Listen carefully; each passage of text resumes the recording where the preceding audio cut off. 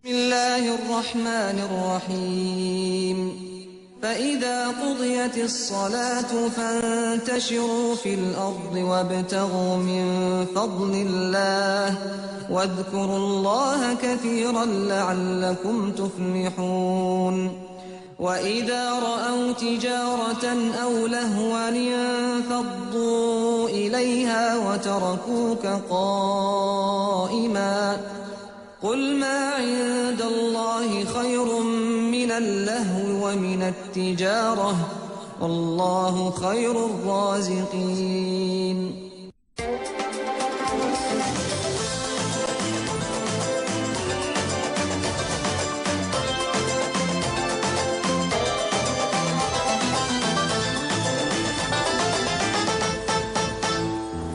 Assalamualaikum warahmatullahi wabarakatuh. Selamat pagi teman-teman. Kali ini kita akan membahas tentang memperluas rezeki. Wah, apalagi nih? Jadi rezeki ternyata bisa diperluas. Caranya gimana? Ya kan? Nah, caranya gimana? Salah satunya adalah silaturahim.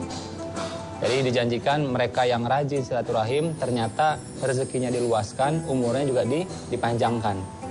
Bukan hanya kemuliaan umur yang bertambah, tapi memang umurnya itu sendiri bertambah gitu. Jadi mungkin umurnya ditakdirkan meninggal usia 63 misalnya. Karena rajin silaturahim akhirnya bisa jadi diperpanjang.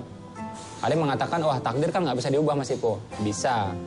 Ya, karena takdir itu dia yang menetapkan. Kalau dia mau mengubah, tentu dia bisa mengubahnya. Kita nggak bisa mengubah, tapi dia bisa mengubah. Ya, jadi nasib bisa diubah, takdir pun yang Maha Kuasa masih bisa mengubah. Kan dia Maha Kuasa. Tentu dia berkuasa atas segala sesuatu. Nah, sekarang kita balik lagi tentang silaturahim ini.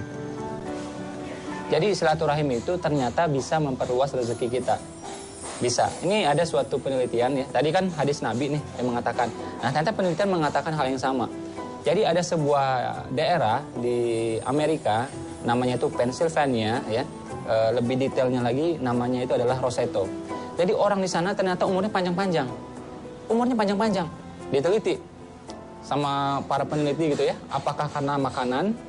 Ternyata tidak. Apakah karena keturunan? Ternyata tidak. Nah, ternyata mereka itu hobi silaturahim. Jadi walaupun udah maju tuh daerah, tapi suasana masih kayak, mohon maaf ya, kayak kampung gitu. Tapi kampung dalam artian yang positif. Mereka rajin ketemu silaturahim, rajin ketemu silaturahim. Akhirnya apa? Umur mereka dipanjangkan ternyata. Dan teman-teman boleh lihat, orang yang rajin silaturahim ternyata awet muda. Kok bisa ya? Perhatiin aja deh. Lihat saudaranya, temannya, ya, omnya, tantenya, kakek neneknya yang rajin silaturahim, coba lihat, awet muda dia. Jadi kita mungkin suka di belakang komputer, di belakang buku, di belakang meja, di belakang mesin gitu kan. Ya silakan, tapi mestinya kita lebih banyak lagi ketemu orang, ketemu manusia lainnya. Itulah fitrahnya manusia. Jadi ketemu dengan manusia lainnya itu menyehatkan. Bahkan contoh konkretnya teman-teman boleh lihat. Rumah yang dihuni dengan rumah yang tidak dihuni, ternyata rumah yang dihuni oleh orang itu lebih sehat. Ya. Kalau rumah nggak dihuni, ada aja retaklah, bocorlah, inilah macam-macam. Jadi manusia ini mengeluarkan energi yang ternyata menyehatkan.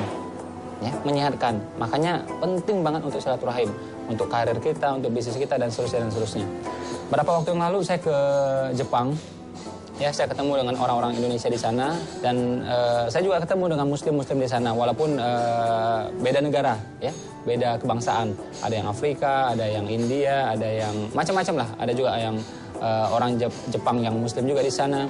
Saya juga ketemu di ada sebuah musola di sana di daerah Shibuya ya, Tokyo, Shibuya. Nah, di sana ada musola yang dibangun oleh orang Afrika. Nah, saya ke sana gitu ya. Terus saya pergi lagi ke Masjid Turki di Tokyo juga, walaupun jauh banget ya. Nah, kita pergi ke sana. Karena saya percaya ternyata silaturahmi itu memperluas rezeki kita. Beberapa waktu yang lalu saya ketemu secara tidak langsung lah ya, melalui video conference gitu di Singapura. Kita interaksi gitu dengan Philip Kotler. Video conference. Jadi Philip Kotler ini kan dia guru marketing dunia nih, nomor 1 nih sedunia. Bukan nomor 2, nomor 3, nomor 1 nih. Philip Kotler namanya. Ya, nah dia bilang akses itu penting, dia bilang. Akses itu penting. Ya, di Eropa penting, di Amerika penting. Tapi dia bilang ya, di Asia jauh lebih penting. Karena dalam setiap urusan, kalau di Asia ini, menurut dia nih, ini guru marketing dunia nih dia bilang, akses itu sangat-sangat diperlukan ketika kita berada di Asia. Kalau di Eropa ya, kita nggak saling kenal pun bisa deal nih bisnis. Di Asia nggak, kenal dulu. Nah, silaturahim dulu ya. Kalau udah silaturahim, baru akhirnya percaya. Bagi teman-teman yang misalnya nggak punya modal buat buka usaha, terus nggak punya tempat buat buka usaha, kalau silaturahimnya bagus, relasinya bagus, nggak akan mungkin tuh ngomong kayak gitu. Nggak punya modal, cari teman yang punya modal, ya kan? Ajak bagi hasil. Nggak punya tempat, cari teman yang punya tempat. Kalau silaturahimnya jalan, insya Allah masalah kayak ini nggak terjadi nih. Nah mungkin selama ini silaturahim kita nggak jalan, orangnya itu aja. Nah makanya nggak kebuka tuh semuanya. Dan ternyata menurut penelitian juga, mereka yang menikah antar suku, antar kaum, antar bangsa itu, ternyata malah secara kesehatan itu lebih bagus malah. Makin sehat, makin sehat, makin sehat. Nah kalau yang dia nikah di lingkaran itu aja malah jadinya kurang bagus dari segi kesehatan. Nah jadi sebenarnya ini adalah isyarat bagi kita untuk saling mengenal, tanpa batas semuanya. Apapun rasnya, apapun agamanya, semuanya. Nah, zaman sekarang sebenarnya udah sangat enak. Kita punya sosial media, ada Facebook, ada Twitter, ya kan? Kenapa saya suka bagi tips ya di Twitter? Karena juga kadang-kadang juga bagi buku di Twitter. Nah, ini sarana kita untuk menjalin silaturahim untuk orang yang mungkin tidak bisa bertemu langsung dengan saya. Karena mungkin waktu saya terbatas, ketemu langsung juga mungkin nggak bisa gitu ya. Juga kita punya banyak kesibukan, jalan juga punya kesibukan. Nah, di Twitter masih bisa interaksi walaupun ya mungkin tidak sedekat ketika kita bertemu langsung lah. Tapi ya kita coba di sana, di Twitter, di Facebook gitu ya. Nah, silaturahim itu rezeki ternyata. Jadi kayak yang saya bilang tadi, nggak punya modal ya cari orang yang punya modal. Nggak punya tempat, cari orang yang punya tempat. Saya bukan sekedar ngomong, itu yang saya lakukan dulu ketika saya membangun dan merintis bisnis saya. Bisnis makanan dulu pernah, terus yang saya tekuni sekarang bisnis TK ya, TK Khalifah. Awal berdiri itu gitu tuh. Saya nggak punya tempat dan nggak punya uang untuk beli tempatnya. Gimana caranya? Bermitra, berpartner dengan orang yang punya tempat. Uangnya masih kurang nih. Nah, bermitra dengan orang yang punya uang. Terus teman-teman bilang, wah Mas Ipo teman saya miskin-miskin semua, nggak ada uangnya. Nah, salah sendiri. Kenapa temannya miskin semua? Salah tuh menurut saya. Kalau namanya muslim yang benar, namanya orang yang benar, mesti itu berteman dengan semuanya. Yang miskin kita temenin, yang kaya juga kita temenin. Jangan miskin semua, juga jangan kaya semua. Semuanya lah mestinya, ya miskin dan kayanya. Jangan salah satunya, gitu loh. Nah, jadi kesimpulannya apa? Ternyata ada akses, ada aset. Ternyata akses itu adalah aset yang terbaik. Mungkin kita tidak punya ruko, tapi kita punya akses pada orang yang punya ruko. Kita nggak punya mesin, tapi kita punya akses pada orang yang punya mesin, gitu. Jadi selalu ada cara. Kita misalnya arsitek, ada asosiasinya, tinggal masuk ke sana, kebuka tuh linknya semua. Ya, kita developer atau tertarik dengan dunia properti, ya udah gabung di asosiasi yang terkait dengan itu gitu. Kita misalnya pengusaha atau calon pengusaha, nah, kita bisa gabung di TDA misalnya, tangan di atas ya, komunitas tangan di atas, atau di EA ya, Entrepreneur Association. Jadi komunitasnya ada gitu. Atau misalnya kita mau naik lagi nih yang lain nih, oke masuk ke HIPMI misalnya ya, Himpunan Pengusaha Muda Indonesia. Jadi ada sarananya semuanya. Dan ini sekarang saya lihat 5 tahun terakhir ini, gelombang komunitas ini, asosiasi ini luar biasa. Kita tinggal pilih gitu loh. Dan ini saya tidak temukan zaman dulu saya kuliah. Susah cari itu, yang kayak gini-ginian. Nah, jadi sebenarnya kita bersilaturahim zaman sekarang jauh lebih mudah. Pertama ada sosial media, kedua banyaknya komunitas.